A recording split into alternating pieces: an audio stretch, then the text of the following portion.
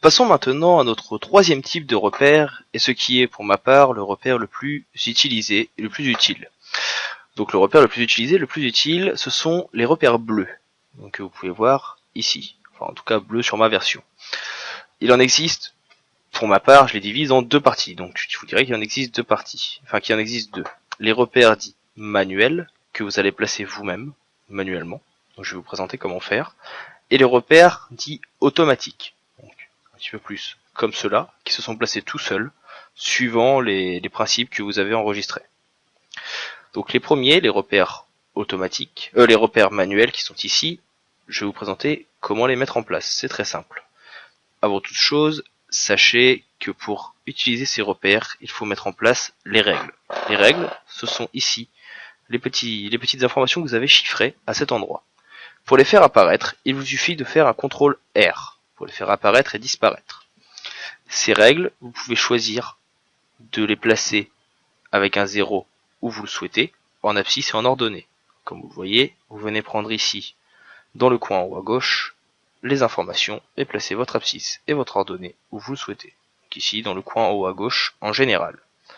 De plus, vous pouvez choisir, ici, en double-cliquant dessus, le type de règles que vous souhaitez. Donc, si elles sont en centimètres, en pixels, la taille des textes, en pixels, ou tout le reste, les résolutions d'écran, le nombre de colonnes, les gouttières, les largeurs, etc., etc. Pour ma part, ici, je me mets en centimètres, il m'arrive de me mettre en pixels suivant le travail.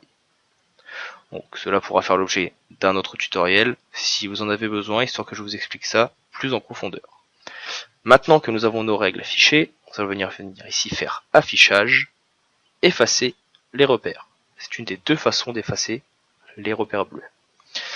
Maintenant, si vous souhaitez manuellement insérer un repère bleu, c'est tout simple. Vous venez ici sur votre règle à la verticale ou à l'horizontale et vous venez tirer un point pour sélectionner et placer celui-ci. Et vous venez le placer où vous souhaitez. Donc vous voyez, ce n'est pas très compliqué.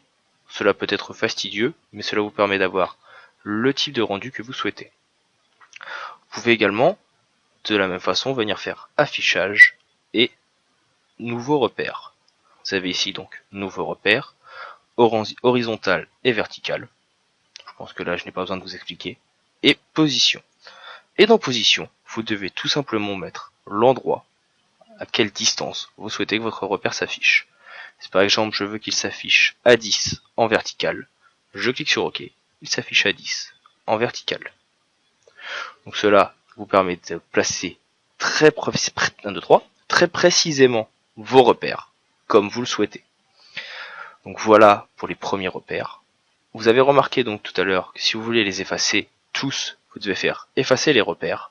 Eh bien sachez que si vous voulez en effacer qu'un seul, vous devez prendre l'outil déplacement ici et venir récupérer votre repère et le redéplacer sur la règle. Cela le supprime tout simplement. Vous avez ensuite un deuxième type de repère dont je vous parlais, qui est tout récent, depuis CC 2014 je crois. Vous devez aller dans affichage et nouvelle disposition de repère. Et vous voyez ici une nouvelle fenêtre qui s'ouvre. Donc cette fenêtre peut faire peur au premier abord, mais sera très utile aux personnes qui font des maquettes web ou du pré-presse, c'est-à-dire qui préparent des maquettes pour le print, de magazines ou de dépliants.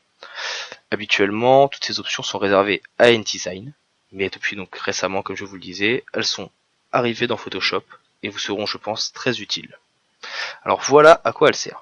Vous voyez ici, donc ce sont les paramètres personnalisés. On peut dire par défaut. Ce sera plus simple. Je viens par défaut.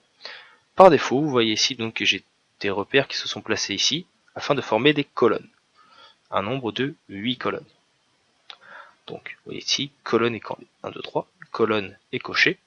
J'ai 8 colonnes. Et en fait, Photoshop va calculer où il doit placer ces repères pour qu'ils soient tous à égale distance et pour obtenir le nombre de colonnes souhaitées.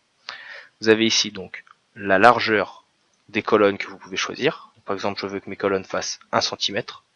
Donc ça veut dire que j'aurai 8 colonnes de 1 cm. Et vous avez ici la taille de votre gouttière. La gouttière, c'est l'espacement ici entre deux colonnes, tout simplement. Par exemple, si je dis que je veux qu'il y ait hop là, 1 cm entre deux colonnes, eh bien je vais tout simplement, hop, par contre on va mettre ici 1,5 que ça soit plus visible. Donc je veux ici 8 colonnes de 1 cm,5 de large avec une gouttière de 1 cm. J'ai donc ici une colonne de 1 cm,5, une gouttière de 1 cm, 1 cm,5, 1 cm. Et cela jusqu'à obtenir 8 colonnes différentes sur ma feuille A4. Vous pouvez bien sûr, si vous avez besoin juste de 2 colonnes, mettre 2 colonnes, pas de largeur. Et vous avez ici 2 colonnes possibles avec la gouttière de 1 cm au milieu. Vous pouvez bien sûr mettre au choix une colonne de 5 cm, c'est à vous de voir suivant vos besoins. De la même façon, vous avez ici la possibilité de faire des rangées. Je ne vais pas vous réexpliquer, les rangées, cela fonctionne de la même façon que les colonnes. Mais surtout, l'autre information que je trouve pour ma part très utile, c'est ici ce que vous voyez qui s'appelle marge. Qu'est-ce que les marges? Eh bien, c'est très simple. Cela vous permet de rajouter un repère en tête, donc en haut, à gauche, en pied, donc en bas de page, et à droite. Et surtout, cela vous permet donc très simplement, si je mets par exemple 0,5, 5 mm, tout simplement, de venir placer ici rapidement des fonds perdus, qui vous seront très utiles en impression. Les fonds perdus, pour les personnes qui ne connaissent pas, je vous fais rapidement une petite explication.